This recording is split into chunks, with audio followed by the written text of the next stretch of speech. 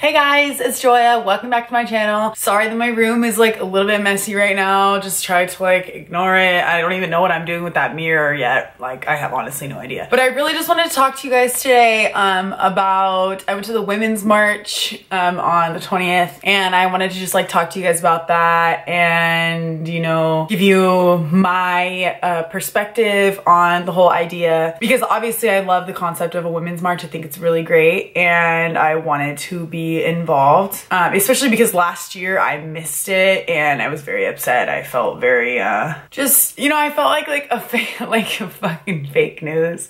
I felt like fake ass bitch. Like I was like, I can't even fucking, okay, this is what happened. I woke up at 11:30 or 10:30, sorry, not that late. I woke up at 10:30 on the day of the Women's March. I had no idea that it was going on. And then I woke up at 10:30 that day and saw all the posts and I was like, oh my God, like, and the closest one was in LA, which is like an easy hour away from where I lived. Not to mention all the traffic getting into LA. So it was just like, I fucked up and I didn't know that it was happening and I wasn't able to participate. So this year I really wanted to be able to go and, you know, be a part of that because obviously it's something that I stand for and I believe in. I really wanted to just talk to you guys about the the difference between feminism and womanism, because there's like a big difference. I think that a lot of people see the Women's March as being a feminist movement and not a womanist movement. So I just wanted to kind of talk to you guys about that and, you know, let you in on what I've been, you know, my internal dilemma that I've been dealing with. It's not really a dilemma because I know what side I'm on. However, I don't want to be associated with a movement that does not stand for what I stand for, even if it thinks it does.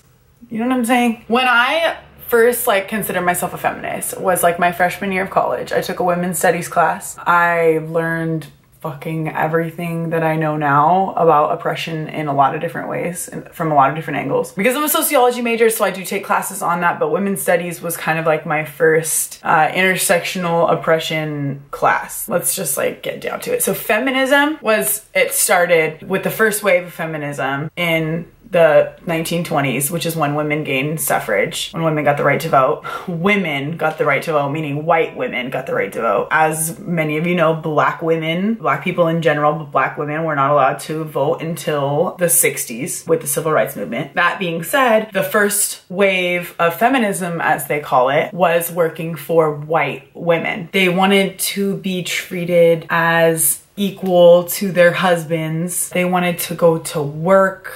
They wanted to, you know, provide for their families. It was mainly about them like wanting to go to work, being able to vote and going to work and owning land and whatever, all that shit. That being said, those were all luxuries that white women were able to enjoy that like women of color were not able to enjoy at all. So like I said, you guys know that black women weren't able to vote until the 1960s. And also these white women wanted to go to work. They wanted to, you know, be out of the home. They're like, oh, we're not confined to the home. Women of color at that time had no choice but to work. They were not at home wishing that they could go to work and have a job. They had no fucking choice but to have a job. That's just kind of the disconnect with like the first wave of feminism, which is, you know, where feminism stemmed from, or modern feminism, I guess. That's why I now identify myself as a womanist, because womanists work for all women. Feminism works for white women. Womanism works for all women. The word that comes up a lot is intersectional, which basically means, this is a very hard concept to like explain. It was like very hard for me to understand at first, but basically the way I understand intersectional feminism or womanism is that there are women that suffer different types of oppression, not just from being a woman. So there are, you know, lesbians that suffer oppression from being a woman and from being gay. There are, you know, women of color that suffer from being a woman and being a person of color. There are trans women that suffer from being a woman and being a trans person. So when we talk about intersectional feminism, this includes and takes into consideration all of these factors and works for all of these groups of people to, you know, better their state of living and not just one certain group of women. So as I say that, I make the connection to the Women's March because that was an assumption, like with a lot of, you know, like a lot of people associate the Women's March with white feminism. And I do not want to be associated with that. That is not like what I believe in. That's not what I want to represent. I just had a hard time because I didn't really realize it until afterwards. While I was there, I didn't see a lot of women of color, and that kind of, I was kind of like, But you know, when I was there, there was several speakers that were people of color. I think there might have been like one white woman. There was a woman representing every race. So there was a black woman, a Latina woman, an Asian woman, a trans woman, a Native American woman. So there was, you know, all these different women up there speaking about, you know, it's not only just about sexism, it's about racism and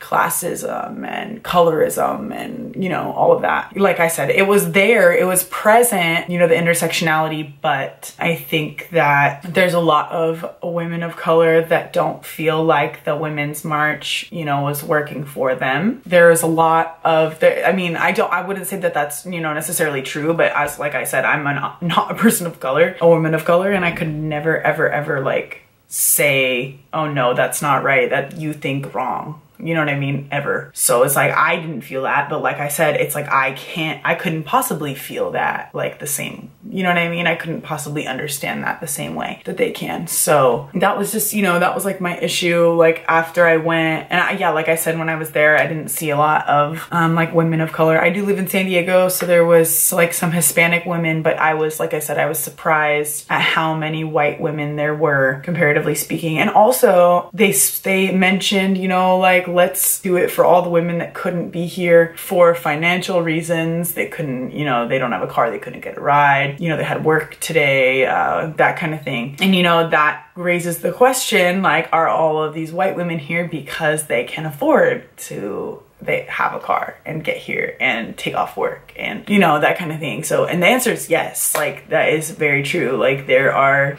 countless white women that are in better financial standing than a lot of women of color. So yeah, that I just wanted to kind of talk to you guys about like my like internal struggle, because I would never in my life want to be associated with a movement that excludes any type of woman. And it doesn't have to be like explicitly excluding either, because obviously the Women's March doesn't explicitly excuse people of color. It's an underlying thing. It's like it's not explicit, it's implicit. Yeah, I had a really hard time with that. I was very frustrated with myself, not really understanding that could be a factor. So yeah, I just kind of wanted to like tell you guys about this and, you know, like just fucking, I don't know, talk about it, because I just was I was upset. And yeah, I will not be going back next year so long as the women that I know are not, the women of color that I know are not supporting it. If it continues to stay a implicitly exclusionary movement, then I will not be supporting it. Because yeah, if your feminism is not intersectional, it's not feminism. That's not true. It's still feminism, because like I just said, white feminism is a thing. But if it's not working for everyone, then it's not right. That's not the way it goes. You don't get to pick and choose when you want oppression to go away. If we're all oppressed as a group, you need to be sensitive of other people being oppressed as a separate group. I feel like there's a whole lot more that I could say, but I don't know.